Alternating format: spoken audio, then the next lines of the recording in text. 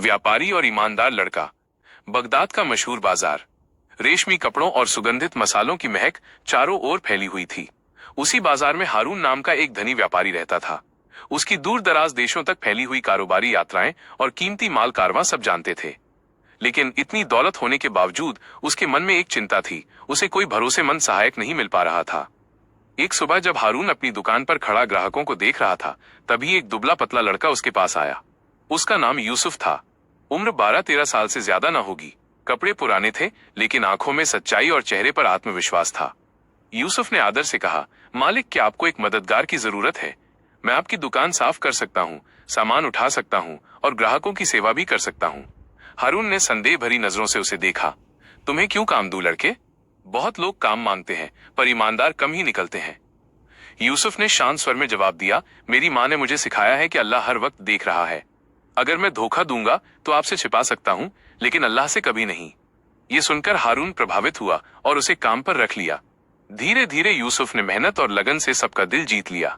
वो सुबह सुबह दुकान साफ करता, कपड़ों को करीने से सजाता और ग्राहकों से बड़ी अदब से बात करता। सबसे बड़ी बात, वो हर लेन देन में पूरी ईमानदारी बरतता।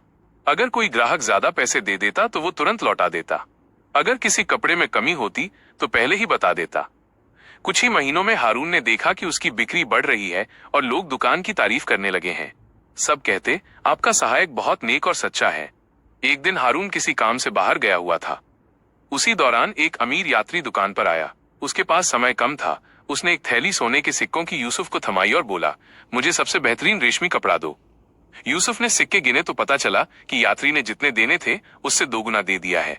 यूसुफ ने तुरंत कहा, जनाब, आपने जरूरत से ज्यादा पैसे दे दिए हैं। इस कपड़े की कीमत आधी है। यात्री हैरान रह गया। उसने कहा, लड़के, मैं इस शहर का नहीं हूं। अगर तुम चाहते तो ये अतिरिक्त सोना रख सकते थे। तुम्हें किसने रोका? यूसुफ ने मुस्कुराकर जवाब दिया, मेरा ईमान और मेरा अल्लाह मुझे गलत करने से रोकता है। यात्री इतना प्रभावित हुआ कि उसने कहा, ऐसी सच्चाई इस जमाने में दुर्लभ है। उसने आधे सिक्के वापस लिए और बाकी आधे यूसुफ को इनाम में दे दिए। जब हारून लौटा और उसे ये बात पता चली तो उसकी आंखों में आंसू आ गए। उसने कहा, यूसुफ, तुमने मुझे दौलत से बड़ी चीज दी है, भरोसा। आज से ये दुकान सिर्फ मेरी नहीं, तुम्हारी भी है। सीख, ईमानदारी सबसे बड़ी पूंजी है।